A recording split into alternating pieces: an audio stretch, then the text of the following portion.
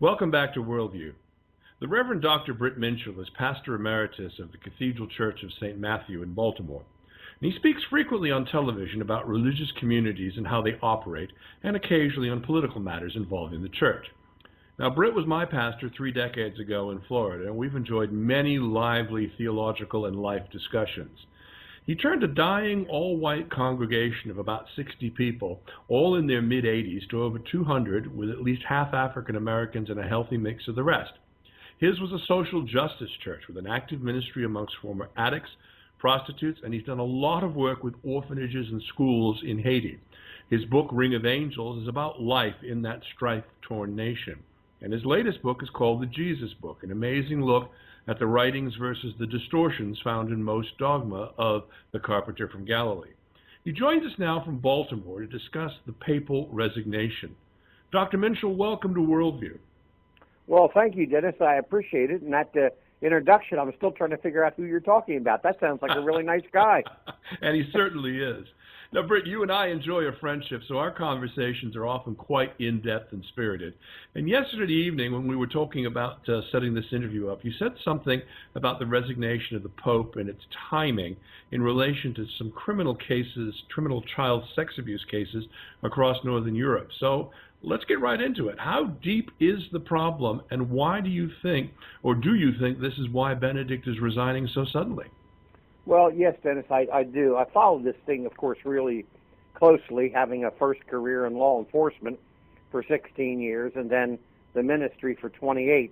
And as a product of Vatican II with John 23rd, which was like my hero, even though I'm not Catholic, I have had a very close relationship to the Catholic Church. I've also watched over this since John 23rd, and I believe the murder of Pope Paul, his follower, who only lasted, I think, for 13 days. I have watched this church that I used to really be close to just gradually shut itself up into a really kind of a right-wing, pseudo-political religious institution, which is, in fact, protecting itself from in all areas.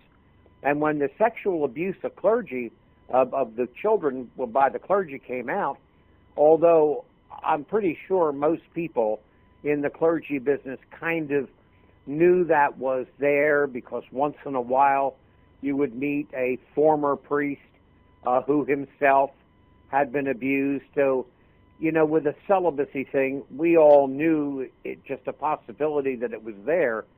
But none of us in the church absolutely were stunned. We were all stunned when we saw how widespread it was. And then, of course, as a law enforcement person, I started following the investigations, and from that end, looked at bulletins from the World Police, Interpol, particularly from Northern Europe, in the Netherlands and in Germany, and you started seeing this pattern of real heavy Vatican involvement in the thing. And 2-3 years ago, there were even talks, and I believe it was Belgium, that they were going to indict the former Pope. But all of a sudden, it just kept getting squelched and squelched. And the same thing happened all across Latin America. And as you and I discussed, I think the thing that has broken the camel's back is Cardinal Mahony, Archbishop of Los Angeles, the most powerful Catholic in the country, when he was expelled. And it got even worse when his successor banned him from Catholic churches just 3 weeks ago in Southern California. That's a big move. That is like 10 meteorites hitting the Soviet Union. And right after that is when the resignation took place. Now, let's for the benefit of the listeners who may not be aware, Cardinal Mahony was the cardinal in Los Angeles, and we wrote about him just this morning, Britt, talking about the level of cover-up that was involved just in that diocese that was exposed in these papers, and then the timing of the papal resignation or abdication is so suspiciously close to when this information came out, and it was very damning. It actually alleged that that Cardinal Mahony would send priests out of state for treatment to states where there was no medical requirement, medical criminal requirement that these abuses be brought out into the public. That's right. It's just amazing. Now, 2 years ago, I was at a meeting in Washington, and I wish I could remember. I keep thinking of Elie Wiesel because I've been in so many meetings with Elie Wiesel. But I was in a meeting with that fellow who's known as the Nazi hunter, and I cannot remember his name, Dennis. Oh, Elie Wiesel? It is Elie Wiesel, right? Yeah, Elie Wiesel, yeah. Okay, all right. Well, then he is. I kept thinking that was not the same person. But what he said was, when he was asked a question at, I think it was a CSIS meeting, that do they arrest and bring back all of the people that they find? And Elie Wiesel said no. He said, what we do is we look at each case. And he said, we found many, and here's the words, we found many who were cloistered in monasteries and are working with the poor and whatever, doing their penance, and we just passed by them and we never even identified them. Now, well, those words... That's interesting. That's interesting you would say that, because, I mean, the way this is supposed to unfold now is that he resigns, Benedict will resign on the 28th, as they prepare a cloistered monastery inside the Vatican for him, where he will reside until he dies. Now, it seemed rather strange to most viewers that he would be completely hidden from the public. Could this also be part of his public penance? That's right, and that's where, when I heard that 4 days ago, whenever, all of a sudden I matched up Elie Wiesel's remarks, and it came back like a freight train. And I said, that's the deal that was struck. And I believe what happened is, and here comes the sociologist in me, I'm almost positive what happened is the law enforcement community, particularly in Europe, were chomping at the bits, but all laced in that group, and in the people who rule Europe and the world, are Opus Dei members. It's the largest network of powerful people in the world. And I'm sure they had enough control over the police departments that somebody or some group of people in Opus Dei cut the deal. That he goes right now, and there's no indictments, and he cloisters himself and, in essence, enters prison for the rest of his life. And now, that is what kept law enforcement at bay. Nothing more. Yeah. Any indication how many priests or how wide this has been? I mean, we've obviously heard about the very public ones in the dioceses of Boston and Philadelphia, Los Angeles, but are there other parts of the world where, and you mentioned the Netherlands and Belgium, are there other parts of the world where, this is being shown to be quite endemic? Well, I've read in The Economist during the last 3 or 4 years several small blips which indicate that in Africa it's even more widespread than in Europe. Yeah. And see, that's the emerging church. And of course, I got into trouble for this statement.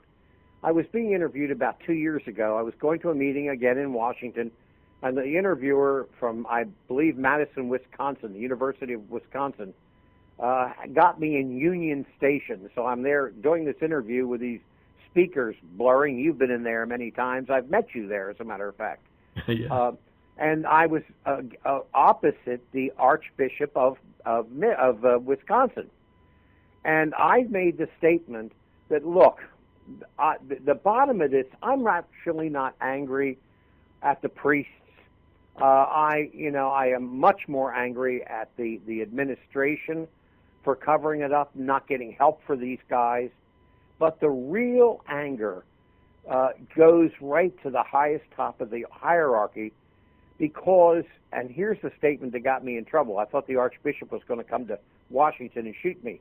You cannot, I repeat, under any conditions, you cannot, no more than you can tell somebody to stop breathing, you cannot tell a group of young men between the ages of 15 and 35 that they cannot have sexual relations. You can't do it. I mean, You know, you played a game when you were a kid, who can stop breathing the longest, Right. and you can't do it. No. You cannot suffocate yourself by stop breathing. Your body will not let you do it. No matter what you think, it won't. You have to jump into a river and go down in the water. Then you can do it. But it's the same thing with human sexuality. Young men must be allowed to do this. And in the case of the Catholic thing, you not only are they not permitted to get married, they are not permitted to have relationships. They are down on homosexuality, so they can't even have sex among themselves, although I understand that was quite prevalent in the seminaries back in the years ago. And you're not even, I mean, this is off at a tangent, you're not even supposed to masturbate because that's against church law. So you've got 150,000 males. You know, you look at these priests and these gray-haired old men being hauled off into prison, but you can't think of that because you've got to look at a young 25-year-old male. He may be 60 now going to prison, but when he did this, he was 25. See? And I'm not saying it was right, but I'm saying you can't do it. And when those of us that are responsible for setting the rules violate the rules of, I don't even know what you would call it, the rule of humanity? The law of nature. The law of nature. Yeah, that's a good one. The universal law of, you can't do it. And rulers try to do it all the time. Yeah. And especially the church. That's what the church is for. And it just, that was the failure. The failure was the church, not necessarily the priest. I actually feel sorry for them. Because I know when I was 25, I mean, I'm 70 now. Can you believe that? Yesterday I was 70. But I don't think the same at 70. But at 25, if I wasn't married, whew, you know, I was all boy. Yep. It certainly is a dilemma facing the church, facing the everything else. I mean, it didn't help that Cardinal Ratzinger was also the one most responsible for this. But thank you for joining us. We've been talking with the Reverend Dr. Britt Minchell in Baltimore via telephone. He's author of the Jesus Book, which you can get on Amazon.com. And I look forward to speaking with you again, Britt. That's great. I'd love to hear from any of your, my email address is in the book. Any of your listeners, please email me, and I'll make sure I return the email. Always do. Lovely. Thanks for joining us. Okay, God bless. We'll be back in just a moment.